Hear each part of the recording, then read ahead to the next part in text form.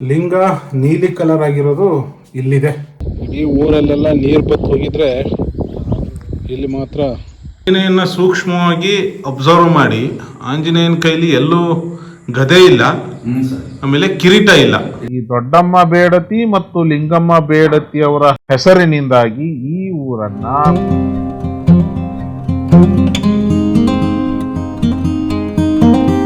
ಶರಣ್ರಿ ಎಲ್ಲರಿಗೂ. ನಾನಿವತ್ತ ಬೇಡತ್ತೂರು ಅಂತ ಒಂದು ಹಿಸ್ಟೋರಿಕಲ್ ಪ್ಲೇಸ್ ಇದು. ಈ ಬೆಂಗಳೂರಿಂದ ಪಾವಗಡ ಕಡೆ ಹೋಗೋ ಬಸ್ಸನ್ನ ಹತ್ತುಕೊಂಡು ನಾವು ಈ ನಲ್ಲೆಕಾಮನಹಳ್ಳಿ ಅಂತ ಬರುತ್ತೆ, ಅಲ್ಲಿಂದ ಇಳ್ಕೊಂಡು ಬಲಗಡೆಗೆ ಒಂದು ರೋಡ್ ಹೋಗುತ್ತೆ ಬೇಡತ್ತೂರು ಅಂತ. ಅದನ್ನ ಹಿಡ್ಕೊಂಡು 1 ಕಿಲೋಮೀಟರ್ ಬಂದ್ರೆ ನಾವು ಊರಿಗೆ ಬರ್ತೀವಿ. ಈ ಬೇಡತ್ತೂರು ಹೆಸರು ಯಾಕೆ ಬಂತು, ಇಲ್ಲಿ ಏನೇನು ಪ್ಲೇಸ್ಗಳಿದಾವೆ ಅಂತ ಹೇಳಿ ನನಗೆ ತೋರಿಸೋದಕ್ಕೆ ಅಂತ ಇಲ್ಲಿನ ಗ್ರಾಮಸ್ಥರಿದ್ದಾರೆ, ಅವ್ರನ್ನ ಮೀಟ್ ಮಾಡೋಣ. ಅದಾದಮೇಲೆ ಅವರು ಏನೇನು ತೋರಿಸ್ತಾರೆ. ಚೋಳರ ಕಾಲದ್ದು ಎಲ್ಲ ದೇವಸ್ಥಾನಗಳಿದ್ದಾವೆ, ಒಂದು ಸಣ್ಣದಾದ ಒಂದು ಬೆಟ್ಟ ಇದೆ, ಬೆಟ್ಟದ ಮೇಲೆ ಒಂದು ದೇವಸ್ಥಾನ ಇದೆ, ಅದನ್ನೆಲ್ಲ ನೋಡ್ಕೊಳ್ಳೋಣ. ಸೊ ನಾವೀಗ ಬೇಡತ್ತೂರಿನ ಬೆಟ್ಟಕ್ಕೆ ಹೋಗ್ತಾ ಇದ್ದೀವಿ. ಅಲ್ಲಿ ಬೋರ್ಡ್ ಇದೆ, ಹಿಂಗೆ ಹೋಗಬೇಕು. ಇಲ್ಲಿ ದಾರಿ ಕಾಣಿಸ್ತಿದಿಲ್ಲ, ಹೋಗೋಣ ಏನೇನಿದೆ ಬೆಟ್ಟದ ಮೇಲೆ ಅಂತ ನೋಡುವಂಥ ಪ್ರಯತ್ನ ಮಾಡ್ತೀನಿ, ಬರ್ರಿ. ವಿಜಯನಗರ ಕಾಲದಲ್ಲಿ ಕಣ್ಣಯ್ಯ ನಾಯಕ ಮತ್ತೆ ಪೆಣ್ಣಯ್ಯ ನಾಯಕ ಅಂತ ಇಬ್ರು ಸಹೋದರರು, ಯುದ್ಧ ಪರಿಣಿತರು, ಧೈರ್ಯಶಾಲಿಗಳು. ಬಹುಶಃ ಒಂದ್ಸಾರಿ ರಣದುಲ್ಲಾ ಖಾನ್ ಈ ಮಾರ್ಗದಲ್ಲಿ ತನ್ನ ಸೈನ್ಯವನ್ನ ತಗೊಂಡು ಹೋಗ್ತಿರ್ಬೇಕಾದ್ರೆ ನೋಡಿ, ಆಕ್ಚುಲಿ ದಾರಿ ಇಲ್ಲಿದೆ, ಪೊದೆಯಲ್ಲಿ ಮುಚ್ಕೊಂಡು ಹೋಗಿದೆ ಮೆಟ್ಲ್ ದಾರಿ. ನಾವೀಗ ಹಿಂಗೆ ಮೆಟ್ಲ್ ದಾರಿಗೆ ಬಂದು ಹುಡುಕ್ಬೇಕೀಗ.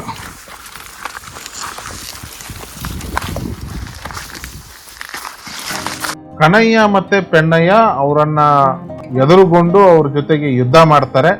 ತುಂಬಾ ರಣರೋಚಕವಾದಂತಹ ಯುದ್ಧದಲ್ಲಿ ಈ ಇಬ್ರು ಸಹೋದರರು ಸಾಯ್ತಾರೆ. ಈ ಕಣ್ಣಯ್ಯ ಮತ್ತು ಪೆಣ್ಣಯ್ಯ ಅವರ ಹೆಂಡತಿಯರ ಹೆಸರೇ ದೊಡ್ಡಮ್ಮ ಬೇಡತಿ ಮತ್ತೆ ಲಿಂಗಮ್ಮ ಬೇಡತಿ. ಅವರ ಸಾವಿನ ಸುದ್ದಿ ತಿಳಿದ ನಂತರ ಇವರಿಬ್ರು ಮಹಾಸತಿ ಯಾಗವನ್ನ ಕೈಗೊಂಡು ಬೆಂಕಿಯಲ್ಲಿ ಬಿದ್ದು ತಮ್ಮ ಪ್ರಾಣವನ್ನ ಬಿಡುತ್ತಾರೆ. ಈ ದಾರಿ ಇಲ್ಲಿ ಕನೆಕ್ಟ್ ಮಾಡಿದ್ದಾರೆ ನೋಡಿ. ಇಲ್ಲಿ ಆಕ್ಚುಲಿ ಅಲ್ಲಿಂದ ಬಂದು ಇಲ್ಲಿ ದಾರಿ ಇತ್ತು ಅನ್ಸುತ್ತೆ, ಅದನ್ನ ಮುಚ್ಚಾಕಿದ್ದಾರೆ.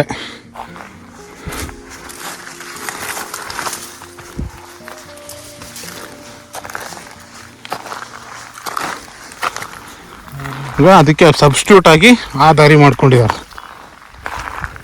ಆ ಕಡೆಗೆ ಹೋದ್ರೆ ಬೆಟ್ಟದ ಮೇಲೆ ಹೋಗ್ತೀವಿ, ಹಂಗೆ ಸ್ಟ್ರೇಟು ಇಲ್ಲಿ ಹೋಗೋಣ. ಕೆರೆ ಇದೆ ಚೋಳರ ಕಾಲದ, ಆ ಕೆರೆ ಬಗ್ಗೆ ಒಂದು ಇತಿಹಾಸ ಇದೆ, ಅಲ್ಲಿ ಹತ್ರ ಹೋದಾಗ ಹೇಳ್ತೀನಿ. ಆ ಕೆರೆ ಇದೆಯಲ್ಲ, ಅದು ಚೋಳರ ಕಾಲದಲ್ಲಿ ಕಟ್ಟಿಸಿರ್ತಕ್ಕಂತಹ ಕೆರೆ, ಅದು ಚೋಳರೇ ಕಟ್ಟಿಸಿದ್ದು. ಈ ದೊಡ್ಡಮ್ಮ ಬೇಡತಿ ಮತ್ತು ಲಿಂಗಮ್ಮ ಬೇಡತಿ ಅವರ ಹೆಸರಿನಿಂದಾಗಿ ಈ ಊರನ್ನ ಬೇಡತಿಯರ ಊರು ಅಂತ ಕರೆಯೋಕೆ ಸ್ಟಾರ್ಟ್ ಮಾಡಿದ್ರು. ಅವಾಗಿಂದ ಮುಂದದು ಬೇಡತ್ತೂರು ಬೇಡತ್ತೂರು ಅಂತ ಆಯ್ತು.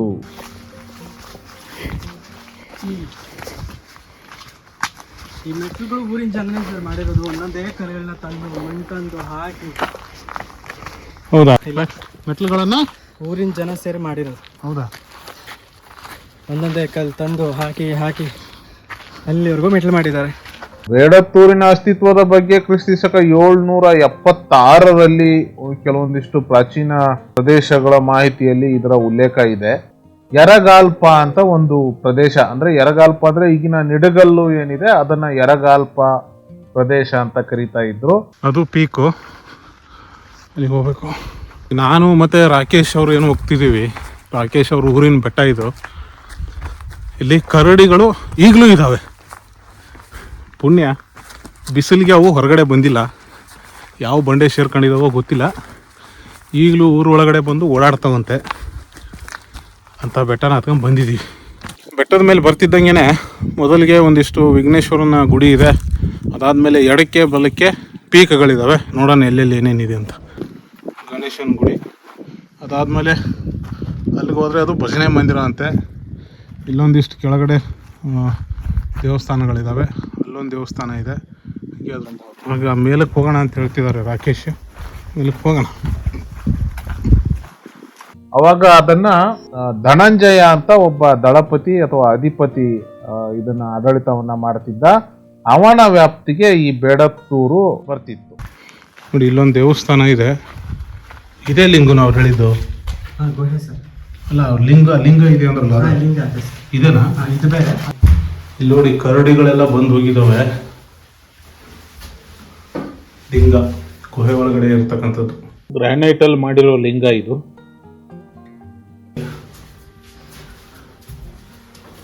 ಗುಹೆ ಒಳಗಡೆ ಲಿಂಗ ಗ್ರಾನೈಟ್ ಅಲ್ಲಿ ಮಾಡಿರೋದು ಅಟ್ರಾಕ್ಟಿವ್ ಆಗಿದೆ. ಸೊ ಎದುರುಗಡೆಗೆ ಒಂದು ದೇವಸ್ಥಾನ ಇದೆ, ನೋಡೋಣ.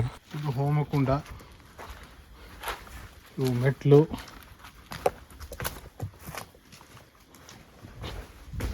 ದೇವಸ್ಥಾನದ ಬೀಗ ಹಾಕಿದೆ. ಲಿಂಗ ನೀಲಿ ಕಲರ್ ಆಗಿರೋದು ಇಲ್ಲಿದೆ. ಇಲ್ಲಿ ನೀಲಿ ಕಲರ್ ಲಿಂಗ ತೋರಿಸ್ತೀನಿ ಬನ್ನಿ. ಇಲ್ಲಿ ಈ ಲಿಂಗ ಇಲ್ಲಿನ ವಿಶೇಷ. ಇದೊಂಥರ ಗ್ರೀನ್ ಕಲರ್ ಆಗಿರುತ್ತೆ. ಹತ್ರ ಹೋದ್ರೆ ಅದ್ರ ಇನ್ನೂ ಗ್ರೀನಿಶ್ ಆಗಿ ಕಾಣುತ್ತೆ. ಬಟ್ ಬಾಗ್ಲಾಕಿದ್ದಾರೆ, ತುಂಬ ದೂರದಲ್ಲಿ ನಮ್ಗೆ ಕಾಣಲ್ಲ ಅದು. ಈ ಕಲ್ಲು ನೋಡಿ ಎಷ್ಟು ಚೆನ್ನಾಗಿದೆ. ಇದು ಸಿಂಗಲ್ ಆಗಿ ನಿಂತ್ಕೊಂಡಿದೆ. ಅಲ್ಲೊಂದಿಷ್ಟು ದೇವಸ್ಥಾನಗಳಿದ್ದಾವೆ. ಈ ದೇವಸ್ಥಾನದಿಂದ ನಾವು ಎಡಗಡೆಗೆ ಮೇಲಕ್ಕೆ ಹೋಗಬೇಕು. ಒಳ್ಳೆ ವ್ಯೂ ಪಾಯಿಂಟ್ ಸಿಗುತ್ತೆ. ಊರನ್ನು ಸಂಪೂರ್ಣವಾಗಿ ಇಲ್ಲಿಂದ ನೋಡ್ಬೋದು ನಾವು. ಬರೀ ಹೋಗೋಣ.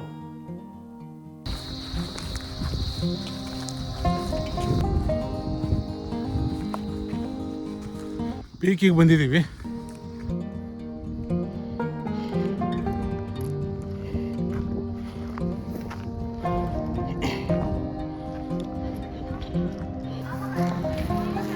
ಇದು ಮಿಡಿಗೇಶಿ ಬೆಟ್ಟ. ಇಲ್ಲಿ ಹೋಗಿದ್ವಿ ನಾವು, ವಿಡಿಯೋ ಇದೆ ನೋಡಿ. 3 ಬೆಟ್ಟಗಳಿಂದ ಹರಿದು ಬರೋ ನೀರನ್ನ ಸಂಗ್ರಹ ಮಾಡಕ್ಕಂತೇಳಿ ಈ ಕೆರೆಯನ್ನ ಚೋಳರು ಕಟ್ಸಿದ್ದು. ಬಟ್ ಯಾರ ಅವಧಿ ಅಂತ ಪರ್ಟಿಕ್ಯುಲರ್ ಆಗಿ ಗೊತ್ತಿಲ್ಲ. ಇಲ್ಲಿಂದ ಸುತ್ತಲೂ ನೋಡಿದ್ರೆ ಬೆಟ್ಟ ಗುಡ್ಡಗಳ ಸಾಲು ಅದ್ಭುತವಾಗಿ ಕಾಣಿಸ್ತೈತಿ. ಶಿವೊಂದು ಲಿಂಗ ಆಕಾರದೊಂದು ಕಟ್ಟಿ. ಆ ಕಡೆಯಿಂದ ಬಂದು ನೋಡಿದ್ರೆ ಸೇಮ್ ಲಿಂಗ ಕಾಣಕ್ಕೆ. ಇಲ್ಲೊಂದು ಲಿಂಗ ಇದೆ, ಇಲ್ಲೊಂದು ಲಿಂಗ ಇದೆ.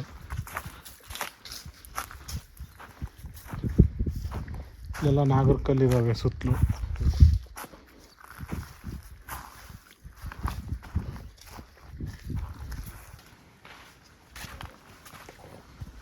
ಇಲ್ಲಿ ಹೋದ್ರೆ ಮೇಲೆ ಭಜನೆ ಮಂದಿರ ಮತ್ತೆ 2 ದೋಣೆ ಇದೆ.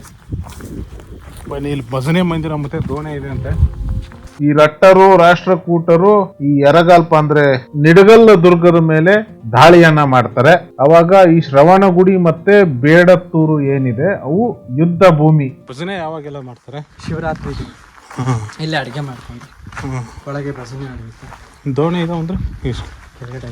ಧನಂಜಯನ ಪರವಾಗಿ ನೊಳಂಬವಾಡಿ ರಾಜ ಹಾಗೂ ಗಂಗರಸ ಸ್ತ್ರೀ ಪುರುಷ ಭಾಗಿಯಾಗ್ತಾನೆ ಈ ಯುದ್ಧದಲ್ಲಿ.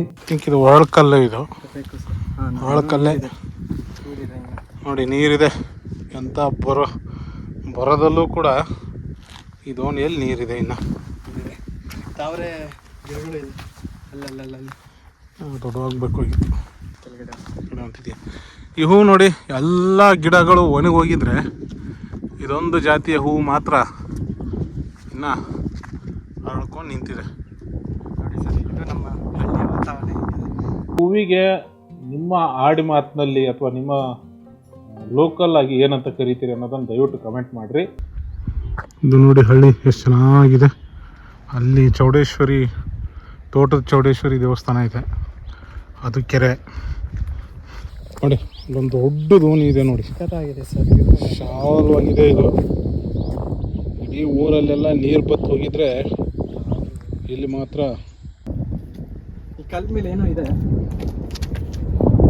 ನೋಡಿ ಸರ್, ಏನಿದೆ? ಏನೋ ಇದಿದೆ ಚೌಕಾಕಾರದಲ್ಲಿ. ಇಲ್ಲಿ ಕಟ್ಟೋದಕ್ಕೆ ಈ ಕಲ್ಲನ್ನು ಹೆಂಗೆ ಹೊಡಿತಿದ್ರು ಅಂದರೆ, ಇಲ್ಲಿ ಉಳಿಯನ್ನು ಇಡ್ತಾ ಇದ್ರು. ಈ ಕಲ್ಲನ್ನು ಕಾಯಿಸಿ ಅದಕ್ಕೆ ಉಳಿಯನ್ನು ಇಟ್ಟು ಹೊಟ್ಟಿದಾಗ ಅದು ಅಷ್ಟಕ್ಕೆ ಕಟ್ಟಾಗಿ ಬಿಡ್ತಿತ್ತು. ಈಗ ಎಕ್ಸಾಂಪಲ್ ಇಲ್ಲಿ ಕಟ್ ಮಾಡಿದ್ದಾರೆ, ಇಲ್ಲಿ ಕಟ್ ಮಾಡೋದಕ್ಕೆ ನೋಡಿದ್ದಾರೆ, ಬಟ್ ಆಗಲಿಲ್ಲ ಅದು. ನೋಡಿ ಸರ್, ಇದೆಲ್ಲ ಇದು ಊರು. ಹೋಗೋಣ ಬೆಟ್ಟದ ಮೇಲೆ. ಈಗ ಇದು ನೋಡ್ರಿ ದೋಣಿ. ಇನ್ನ ನೀರು ಇದ್ರಾಗ ಅದಾವ. ಎಂತ ಬಿಸಿಲಿದ್ರು ನೀರು ಇದ್ರಾಗ ಇನ್ನ ಅದಾವ. ಚಿರಾಮಣ್ಣ ಅಂತ ಒಬ್ಬ ವೀರ ಯೋಧ ಅಥವಾ ವೀರ ಸೈನಿಕ ರಾಷ್ಟ್ರಕೂಟದ ಸೈನ್ಯವನ್ನ ಧ್ವಂಸ ಮಾಡಿ ಯುದ್ಧದಲ್ಲಿ ಮಡಿತಾನೆ. ಅದಕ್ಕೆ ಸಂಬಂಧಪಟ್ಟಂಗೆ ಶ್ರವಣಗುಡಿಯಲ್ಲಿ ಒಂದು ವೀರಗಲ್ಲು ಕೂಡ ಇದೆ ಅಂತೆ. ಅವಕಾಶ ಸಿಕ್ಕರೆ ನಾನು ನಿಮ್ಗೆ ಅಲ್ಲೂ ಹೋಗಿ ತೋರಿಸೋ ಪ್ರಯತ್ನವನ್ನ ಮಾಡ್ತೀನಿ. ಇದಿಷ್ಟು ಶ್ರವಣಗುಡಿ ಮತ್ತು ಬೇಡತ್ತೂರಿನ ರಣರೋಚಕವಾದಂತಹ ಇತಿಹಾಸ. ನೋಡಿ, ಭಜನೆ ಮನೆ ಇದು ಬೆಟ್ಟದ ಮೇಲೆ ಕಟ್ಕೊಂಡಿದ್ದಾರೆ. ಇಲ್ಲಿ ಅಡುಗೆ ಮಾಡ್ತಾರೆ. ಅದು ಟಾಪು, ಅಲ್ಲಿ ಕಾಣಿಸ್ತಿದೆಯಲ್ಲ ಅದು ಟಾಪು. ಇದಿಷ್ಟು ಬೇಡತ್ತೂರಿನ ಬೆಟ್ಟ. ನೋಡಿಬಿಟ್ಟು ಕೆಳಗೆ ಇಳಿತಾ ಇದ್ದೀವಿ. ಮತ್ತು ಊರು ಒಳಗಡೆ ಏನಿದಾವೆ ಅಂತ ರಾಕೇಶ್ ಕರ್ಕೊಂಡು ಹೋಗ್ತಿದ್ದಾರೆ. ಮೊದಲಿಗೆ ಹೋಗ್ತಿರೋದು ನಾವು ಈಶ್ವರನ ಗುಡಿಗೆ. ಅದು ಚಾಲುಕ್ಯರ ಕಾಲದ್ದು. ಕೃಷ್ಣಪ್ಪ ಅವರು ನಮ್ಮ ಜೊತೆಗಿದ್ದಾರೆ. ನಮಸ್ಕಾರ ಕೃಷ್ಣಪ್ಪ ಅವರೇ. ನಮಸ್ಕಾರ. ಆಮೇಲೆ ರಾಕೇಶ್ ಅಂತ ಜರ್ನಲಿಸಮ್ ಸ್ಟೂಡೆಂಟು ರಾಕೇಶ್ ಅವರು ಕೂಡ ನಮ್ಮ ಜೊತೆಗಿದ್ದಾರೆ. ಆ್ಯಕ್ಚುಲಿ ರಾಕೇಶ್ ಅವರೇ ನನಗೆ ಇಲ್ಲಿಗೆ ಇನ್ವೈಟ್ ಮಾಡಿ ನಮ್ಮ ಊರಿಗೆ ಬನ್ನಿ ಸರ್ ಅಂತ ಹೇಳಿದ್ದು. ಶಿವನ್ ದೇವಸ್ಥಾನ ಇದೆ, ಚೋಳರ ಕಾಲದಂತಹ ದೇವಸ್ಥಾನ ಇದು. ನೀವು ನೋಡ್ಬೋದು ಒಳಗೆ. ಬಟ್ ಈಗ ರೀಸೆಂಟ್ ಆಗಿ ಅಷ್ಟೇ ನಾವೆಲ್ಲ ಟೈಲ್ಸ್ ಗಿಲ್ಸ್ ಹಾಕಿ ಬಿದ್ದೋಗೋಂತಹ ಪರಿಸ್ಥಿತಿಲಿ ಇದ್ದಾಗ ಇದನ್ನ ಈಗ ಸ್ವಲ್ಪ ಸರಿ ಮಾಡ್ಕೊಂಡಿದ್ದಾರೆ ಗ್ರಾಮಸ್ಥರೆಲ್ಲ ಸೇರಿ ಒಗ್ಗೂಡಿ. ಈಗ ಸ್ವಲ್ಪ ಮಟ್ಟಿಗೆ ರೆಡಿ ಆಗಿದೆ ಸರ್. ಶಿವರಾತ್ರಿಗೆಲ್ಲ ಇಲ್ಲೂ ಕೂಡ ಮತ್ತೆ ಬೆಟ್ಟದಲ್ಲಿ ಕೂಡ ಭಜನೆ ಕಾರ್ಯಕ್ರಮಗಳು ಜೋರಾಗಿ ನಡೆಯುತ್ತೆ. ಎಲ್ಲ ಶಿವರಾತ್ರಿ ದಿವಸ ಸಖತ್ ಊರೂರೇ ಜನ ಎಲ್ಲ ಬಂದು ಇಲ್ಲಿ ಪೂಜಾ ಕಾರ್ಯಕ್ರಮ ನಡೆಸ್ತಾರೆ. ನೋಡೋಣ. ನೋಡಿ, ಇಲ್ಲಿ ಕಾಣಿಸ್ತಿದೆಯಲ್ಲ ಅದೇ ಈಶ್ವರನ ಲಿಂಗ. ಚೋಳರ ಕಾಲಕ್ಕೆ ಸಂಬಂಧಪಟ್ಟದಂಥ ಲಿಂಗ ಇದು. ಅವರ ಕಾಲದಲ್ಲಿ ಕೆತ್ತನೆ ಮಾಡಿರ್ತಕ್ಕಂಥದ್ದು. ಅವಾಗಿಂದನೂ ಆರಾಧನೆ ಮಾಡ್ಕೊಂಡು ಬರ್ತಾ ಇದ್ದಾರೆ. ತಂಬೂರಿ ಇದೆಯಲ್ಲ, ಅದು ಯಾರದ್ದು? ಅದು ಅದೇ ವಾರನೂ ಭಜನೆ ಮಾಡ್ತಾರೆ. ಹಾಂ, ತಂಬೂರಿ. ಹ್ಞೂ ಸರ್. ನೋಡಿ, ಒಂದು ಹಳೆಯ ಕಾಲದ ತಂಬೂರಿ ಇದೆ ನೋಡಿ. ಅದೇ ನಿಮ್ಗೆ ಎಲ್ಲೂ ಕಾಣಕ್ ಸಿಗಲ್ಲ ಸರ್, ಇಲ್ಲಿ ಮಾತ್ರನೇ ಸಿಗೋದು ನಿಮ್ಗೆ ಈಗ. ಶಿವನ ದೇವಸ್ಥಾನವನ್ನು ನೋಡ್ಕೊಂಡು ನಾವೀಗ ಆಂಜನೇಯನ ದೇವಸ್ಥಾನಕ್ಕೆ ಹೋಗ್ತಾ ಇದ್ದೀವಿ. ಅದು ಕೂಡ ಒಂದು ಪುರಾತನವಾದಂತಹದ್ದು ಆಂಜನೇಯನ ದೇವಸ್ಥಾನ. ಚೋಳರ ಕಾಲದಂಥದ್ದು ಒಂದು ದೇವಸ್ಥಾನ.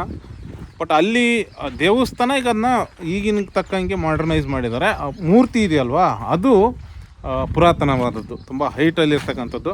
ಹೋಗೋಣ. ಅದನ್ನ ಇದುವರೆಗೂ ಯಾರು ಕದಲ್ಸಕ್ಕೂ ಆಗಿಲ್ಲ. ತುಂಬಾ ಜನ ಕಳ್ಳರು ಬಂದ್ರು ನಿಧಿ ಸಿಗುತ್ತೇನೋ ಅಂತ. ಕದಲ್ಸೋ ಕೂಡ ಅಲ್ಲ, ಮುಟ್ಟೋ ಕೂಡ ಆಗಿಲ್ಲ ಅದನ್ನ. ಈಗ ಅದನ್ನ ಸ್ವಲ್ಪ ಅಭಿವೃದ್ಧಿ ಮಾಡ್ತಿದ್ದಾರೆ.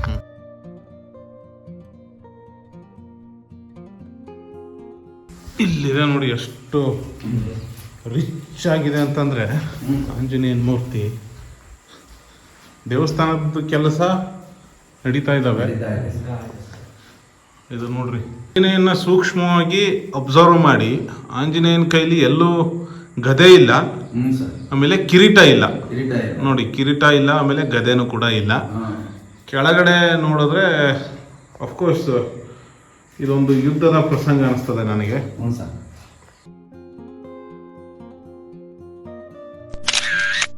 ಚೋಳರಾಯನ ಕಾಲದಲ್ಲಿ ಕಟ್ಟಿರೋದು. ಇಲ್ಲಿಗೆ ಬಂದವ್ರಿಗೆ ಸುಮಾರು ಬೆಂಗಳೂರು, ಕೋಲಾರ ಆ ಕಡೆ ಎಲ್ಲ ಈ ದೇವ್ರ ಸಂಬಂಧಪಟ್ಟವ್ರು ಇದ್ದಾರೆ. ಆಮೇಲೆ ಇದು ಬಳ್ಳಾರಿ, ಆಮೇಲೆ ಇದು ಚಳ್ಳಕೆರೆಯಿಂದನೂ ಬರ್ತಾರೆ. ಇದ್ರ ಭಕ್ತಾದಿಗಳು ಬಂದು ವರ್ಷನೂ ಪೂಜೆ ಮಾಡಿಸ್ಕೊಂಡು ಹೋಗ್ತಾರೆ. ಇಲ್ಲಿ ವಾಲ್ಮೀಕಿ ಜಯಂತಿ ದಿವಸ ಜಾತ್ರೆ ನಡೆದಂಗೆ ನಡೀತೈತಿ. ಸೊ ನಾನು ಇಷ್ಟು ದಿನದ ಪ್ರವಾಸಗಳು, ಚಾರಣಗಳು ಮತ್ತು ನೋಡಿದ ಪ್ರಕಾರ ತುಂಬ ಕೋಟೆಗಳಲ್ಲಿ ಆಂಜನೇಯನ ಸ್ವಾಮಿ ವಿಗ್ರಹನ ತುಂಬ ನೋಡಿದ್ದೀವಿ. ಇಷ್ಟು ಹೈಟಲ್ಲಿರೋದು ಮತ್ತು ಇಷ್ಟು ಎತ್ತರವಾಗಿರೋದು, ಇಷ್ಟು ವಿಜೃಂಭಣವಾಗಿರ್ತಕ್ಕಂಥದ್ದು ಇನ್ನೊಂದು ಆಂಜನೇಯನ ಮೂರ್ತಿ ನಾನೆಲ್ಲೂ ನೋಡಿಲ್ಲ. ತಾವು ನೋಡಿಲ್ಲ ಸರ್. ಸುಮಾರು ಬ್ಯೂಟಿಫುಲ್ ಇದೆ. ನನ್ನ ಒಂದು ಊರವ್ರಿಗೆ ಒಂದು ಸಲಹೆ ಅಂದರೆ ದಯವಿಟ್ಟು ಇದನ್ನೊಂದ್ಸರಿ ಕ್ಲೀನ್ ಮಾಡಿಸ್ಬೇಕು. ಇಲ್ಲಿ ಏನ್ ಮಾಡೋದು ಗೊತ್ತಾ, ಎಲ್ಲ ದೇವಸ್ಥಾನ ಎಲ್ಲ ರೆಡಿ ಮಾಡ್ತಾರಲ್ಲ, ಅವಾಗ ಇನ್ನ ಮ್ಯಾಲಿನ ನೀರು ಗರ್ಭಗುಡಿ ಕಟ್ಟೋಗೆಲ್ಲ ನೀರು ಇಲ್ದೈತೆ. ಇಲ್ಲಿ ಬ್ರಾಹ್ಮಣರು ಕರ್ಕೊಂಡು ಬಂದು ಈ ಶಕ್ತಿ ತಗೊಂಡೋಗಿ ಬೇರೆ ರಾಮನ ಗುಡಿ ಹತ್ರ ಇಕ್ಕಿದ್ದೀವಿ. ಅದೆಲ್ಲ ಒಂದು ಅವ್ರದ್ದು ಏನೇನ್ ಮಾಡ್ಬೋದು ಶಾಸ್ತ್ರೋಸ್ಕರ ತಗೊಂಡು ಇಕ್ಕಿದ್ದೀವಿ. ಇಲ್ಲಿ ಏನ್ ಬಂದವ್ರು ಸುಮ್ಮನೆ ಇಲ್ಲಿ ಇವಾಗ ಎಲ್ಲ ಒಳಗಡೆ ಬಂದು ಹೋಗ್ಯವ್ರು ನೋಡು. ಇದು ಪ್ರತಿಷ್ಠಾಪನೆ ಮಾಡಿದ ದಿವಸನೇ ಇಲ್ಲೆಲ್ಲ ಪೂಜೆ ಕಾರ್ಯಕ್ರಮ ನಡೆಯೋದು. ಹಳೆಯ ಕಾಲದ ಅಂದರೆ ಪ್ರಾಚೀನ ಕಾಲದಲ್ಲಿ ಹೆಂಗೆ ಕೆತ್ತನೆಗಳನ್ನು ಮಾಡ್ತಿದ್ರು, ಹಾಗೆ ರೀಸೆಂಟ್ ಎಕ್ವಿಪ್ಮೆಂಟ್ಗಳನ್ನು ಯೂಸ್ ಮಾಡಿಕೊಂಡು ಮಾಡಿರ್ತಕ್ಕಂಥ ಉಬ್ಬು ಶಿಲ್ಪಗಳು ಕಂಬದಲ್ಲಿ. ಈ ಕಡೆ ಲಕ್ಷ್ಮೀನಾರಾಯಣ, ಈ ಕಡೆ ಒಂದು ದೇವರು, ಈ ಕಡೆ ಕೃಷ್ಣ ಎಲ್ಲ ಇದೆ. But I am not under estimating any one R any situation. ನಾವೇನು ಪ್ರಾಚೀನ ಕಾಲದ ಉಬ್ಬು ಶಿಲ್ಪಗಳು ಏನಿದಾವಲ್ಲ ಅಷ್ಟೊಂದು ಅಟ್ರಾಕ್ಟಿವ್ ಆಗಿಲ್ಲ, ಟು ಬಿ ಫ್ರ್ಯಾಂಕ್ಲಿ. ಅವು ಮಾತ್ರ ಕೈ ಮತ್ತು ಈ ಮೂಲಿಗೆಗಳಿಂದ ಕಟ್ಟಿರ್ತಕ್ಕಂಥ ಎದ್ದು ಬರ್ತಾರಂಗಿರ್ತಾರೆ. ಇವಾಗ ನೋಡ್ತೀವಲ್ಲ ಅಲ್ಲಲ್ಲಿ ಹೋಗಿ ಈ ಬಾದಾಮಿ, ಐಹೊಳೆ ಆ ಕಡೆಯಲ್ಲಿ ಹೋಗಿದ್ವಲ್ಲ, ಏನೆಲ್ಲ ಈ ಶಿಲ್ಪ ಕೆತ್ತಿರೋದು ನೋಡ್ಬಿಟ್ರೆ ಮ್ಯಾಲಕ್ಕೆ ಎದ್ದು ಬರ್ತೈತೆ ನಮಗೆ ಕಾಣ್ತಿತ್ತು. ಅಷ್ಟೊಂದು ಇದು ಇರ್ತಿತ್ತು. ಇದು ಈ ಕಾಲದಾಗ ಸ್ವಲ್ಪ ಈ ಡಿಸೈನಾಗಿ ಮಾಡವ್ರೆ. ರಾಕೇಶ್ ನಮ್ಮನ್ನ ತೋಟದ ಚೌಡೇಶ್ವರಿ ದೇವಸ್ಥಾನಕ್ಕೆ ಕರ್ಕೊಂಡು ಹೋಗ್ತಿದ್ದಾರೆ.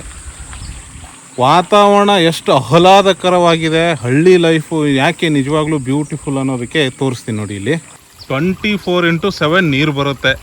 ಹಾಂ, ಎಲ್ಲಿ ಬೇಕೋ ಅಲ್ಲಿ ನೀರು ಬರುತ್ತೆ. ಇದು ತಿಪ್ಪೆ, ಅದು ಬಿಡಿ ಆ್ಯಸ್ ಯೂಶ್ವಲ್ ಇರಲೇಬೇಕು.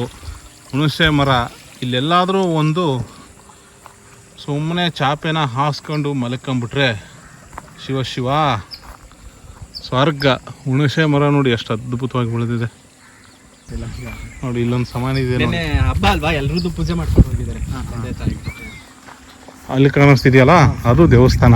ಈ ನಿಡಗಲ್ಲಿನ ಚೋಳರು ಅಂತ ಒಂದು ಆಡಳಿತ ಬರುತ್ತೆ. ಅವರು ತುಂಬಾ ಪ್ರಖ್ಯಾತವಾದಂತಹ ಒಂದು ಆಡಳಿತ ಅದು. ಚೌಡೇಶ್ವರಿ ದೇವಸ್ಥಾನದಲ್ಲಿ 1846ರ ಕಾಲದ ತನಕನೂ ವಿಜೃಂಭಣೆಯಿಂದ ಆಚರಣೆಗಳು ನಡೀತಾ ಇದ್ವಂತೆ. ಬಟ್ ಅದಾದ ನಂತರ ದೇವಸ್ಥಾನ ಪಾಳ ಬಿರೋದ್ರಿಂದ ಆಚರಣೆಗಳು ನಿಂತು ಹೋಗ್ತವೆ. ಅಂದ್ರೆ ಮೋಸ್ಟ್ಲಿ ಅವರು ಭೃಂಗಿ, ಇವರು ನಂದಿ.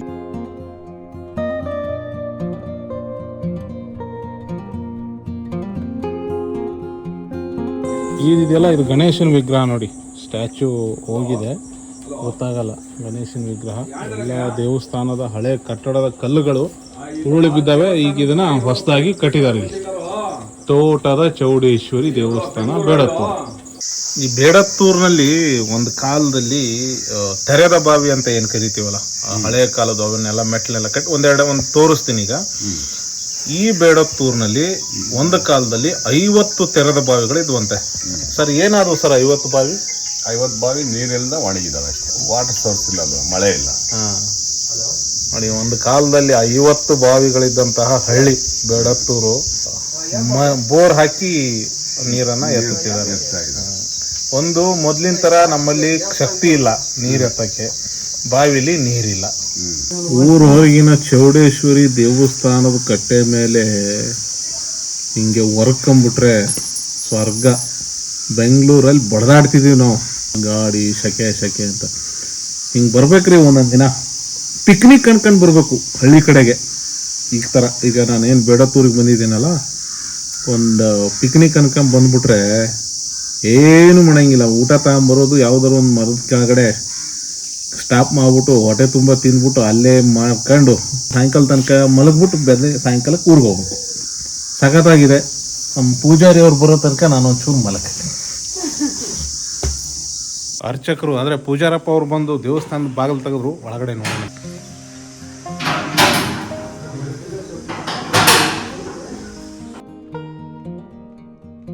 ಒಂದು ಮಾಹಿತಿ ಪ್ರಕಾರ ಕ್ರಿಸ್ತಶಕ 1196ರ ಫಾಲ್ಗುಣ ಮಾಸದಲ್ಲಿ ಈ ಚೌಡೇಶ್ವರಿ ದೇವಸ್ಥಾನವನ್ನ ನಿರ್ಮಾಣ ಮಾಡಿದ್ರು, ಅಥವಾ ಅವಾಗ ನಿರ್ಮಾಣ ಆಯಿತು ಅಂತಲೂ ಹೇಳ್ತಾರೆ. ಹಳೆ ದೇವಸ್ಥಾನ ಮೊದಲಿದ್ದ ಈ ಥರ ಇತ್ತು ನೋಡಿ, ಪುರಾತನವಾದಂಥ ದೇವಸ್ಥಾನ. ಈಗ ಅದನ್ನೆಲ್ಲ ಡೆಮಾಲಿಷ್ ಮಾಡಿ ಹೊಸದಾಗಿ ಕಟ್ಟಿದ್ದಾರೆ. ಏನ್ ವಿಶೇಷ ಇಲ್ಲ ಸಮಯ ಅಲ್ಲ, ಅದೇ ಮೊದಲು ಹಳೆ ಗುಡಿ ಇತ್ತು. ಈಗ ಹಿಂಗ ಆಗ್ತೈತೆ ಅಂಬೋದು ನನಗೂ ಗೊತ್ತಿಲ್ಲ, ನಮ್ಗೆ ಗೊತ್ತಿಲ್ಲ, ಪೂಜಾರಿಗೆ ಗೊತ್ತಿರಲಿಲ್ಲ. ಅದು ಹೆಂಗೋ ಎಲ್ಲಾರು ನಿಮ್ಮಂತವರೆಲ್ಲ ಕೈ ಕೊಟ್ಟು, ನಮ್ಮ ಗ್ರಾಮಾಂತರ ಕೊಟ್ಟು ಇದು ಮಾಡಿದ್ರು. ಈ ತೋಟದ ಚೌಡೇಶ್ವರಿ ದೇವಸ್ಥಾನ ಸುಮಾರು 800 ವರ್ಷಗಳ ಹಿಂದಿನ ಇತಿಹಾಸ ಇರತಕ್ಕಂಥ ದೇವಸ್ಥಾನ ಇದು. ಇದೆಲ್ಲ ಹಿಂದೆ ಹಾಳು ಬಿದ್ದು ಹೋಗಿತ್ತಿಲ್ಲಿ. ಇದೆಲ್ಲ ಬರೀ ಸೀಮೆ ಜಾಲಿ ಗಿಡಗಳು ಹುತ್ತ ಬೆಳೆದಿತ್ತೆಲ್ಲನೂ. ಊರಿನ ಜನ ಎಲ್ಲ ಸೇರಿಕೊಂಡು ಅದನ್ನೆಲ್ಲ ಕನ್ಸ್ಟ್ರಕ್ಷನ್ ಮಾಡಬೇಕು ಅಂತ ಸೀಮೆ ಜಾಲಿ ಗಿಡ ಹುತ್ತ ಎಲ್ಲ ತೆಗೆಸಿದ್ವಿ. ಆ ಹುತ್ತದಲ್ಲಿ ಬರೀ ಚೇಳುಗಳೇ ಇರ್ತಿದ್ವಿ ಯಾವಾಗಲೂ. 106 ಚೇಳುಗಳು ಬಂದು ಅಲ್ಲಿ ನಿಂತ್ಕೊಂಡ್ರೆ ಕಾಣವೆಲ್ಲನೂ. ನಾವು ತೆಗೆದಿದ್ದೆ, ನಾವು ಒಂದು ಚೇಳು ನಮ್ಗೆ ಕಾಣಲಿಲ್ಲ. ತೆಗೆಸ್ಬಿಟ್ಟು ಪುನರ್ ಪ್ರತಿಷ್ಠಾಪನೆ ಮಾಡಿಸ್ಬೇಕು ಅಂತ ಪ್ರಯತ್ನ ಮಾಡಿ ಎಲ್ಲ ಚಂದ ಎದ್ಬಿಟ್ಟು ಎಲ್ಲ ಒಂದು 10 ಲಕ್ಷ ರೂಪಾಯಿ ಆಯ್ತು ಸರ್. ಊರಿನ ಜನನೂ ಸ್ವಲ್ಪ ದೇಣಿಗೆ ಕೊಟ್ಟರು, ಹೊರಗಡೆನೂ ಕೊಟ್ಟರು. ನಾನೊಬ್ಬ ರಿಟೈರ್ಡ್ ಹೈಸ್ಕೂಲ್ ಹೆಡ್ ಮಾಸ್ಟರ್. ನನ್ನ ಶಿಷ್ಯರು ಒಂದು 2 ಲಕ್ಷ ರೂಪಾಯಿ ಡೊನೇಷನ್ ಕೊಟ್ಟರು. ಎಲ್ಲರ ಹತ್ರನೂ ಕಲೆಕ್ಟ್ ಮಾಡ್ಕೊಬಂದು ಇದನ್ನ ಪುನರ್ ಪ್ರತಿಷ್ಠಾಪನೆ ಮಾಡಿದ್ವಿ. ಹಿಂದೆ ಈ ಅಮ್ಮ ಇಲ್ಲೆಲ್ಲ ಓಡಾಡ್ತಾ ಇದ್ಲು ಅಂತ ನಮ್ಮ ತಾತಂದ್ರೆ ಹೇಳ್ತಿದ್ರು.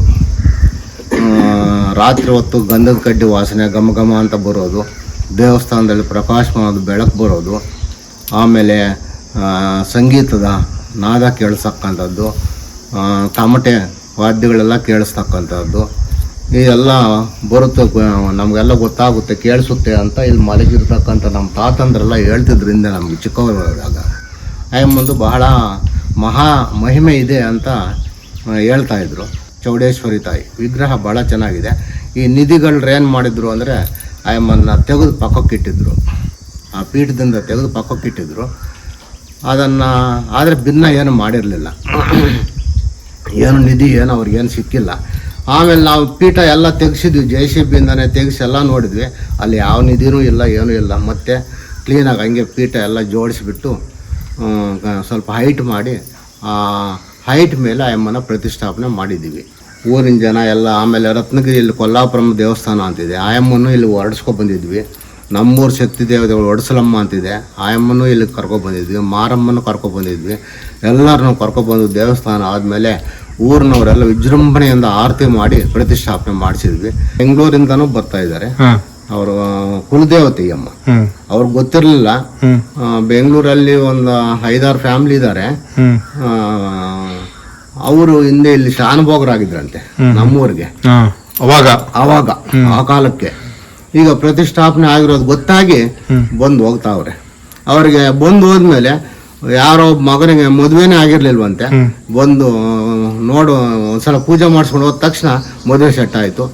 ಆಮೇಲೆ ಬಂದು ಲಗ್ನ ಪತ್ರಿಕೆ ತಗೊಬಂದು ಇಲ್ಲಿಟ್ಟು ಪೂಜೆ ಮಾಡಿಸ್ಕೊಂಡು ಹೋದ್ರು. ಮತ್ತೀಗ ನಾಡಿದ್ದು ಶುಕ್ರವಾರ ಹುಟ್ಟು ಕೂದಲಿದೆ ಅಂತ ಮನೆಯವರು ಬರ್ತಾ ಇದ್ದಾರೆ. ಮಗು ಹುಟ್ಟು ಕೂದಲಿದೆ, ನಾವು ಬರ್ತಾ ಇದೀವಿ ಅಂತ ರಾತ್ರಿ ಫೋನ್ ಮಾಡಿದ್ರು, ಬರ್ತಾರೆ. ಸೊ ಇದಿಷ್ಟು ತೋಟದ ಚೌಡೇಶ್ವರಿಯ ದೇವಸ್ಥಾನ. ತುಂಬ ಅದ್ಭುತವಾಗಿದೆ, ಪ್ರಶಾಂತವಾಗಿದೆ, ಒಂದೊಳ್ಳೆ ಪಿಕ್ನಿಕ್ ಮಾಡ್ಬೋದು ಇಲ್ಲಿ.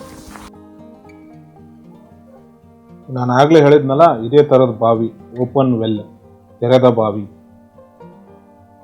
ಈ ಚೌಕಾಕಾರದ ಬಾವಿ ಇದೆಯಲ್ಲ, ಇದನ್ನ ಚೋಳರ ಕಾಲದಲ್ಲೇ ನಿರ್ಮಾಣ ಮಾಡಿದಂಥದ್ದು.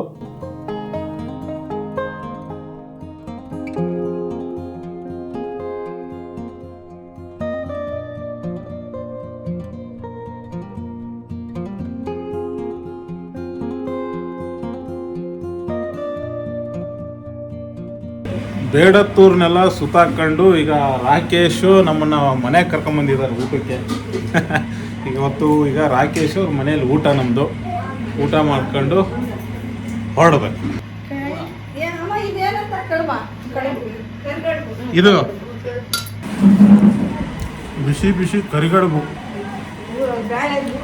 ಹೂರ್ಣ ಹಾಕ್ಬಿಟ್ಟು ರಾಕೇಶ್ ಅವ್ರ ಮನೇಲಿ ಮಾಡಿದ್ದಾರೆ.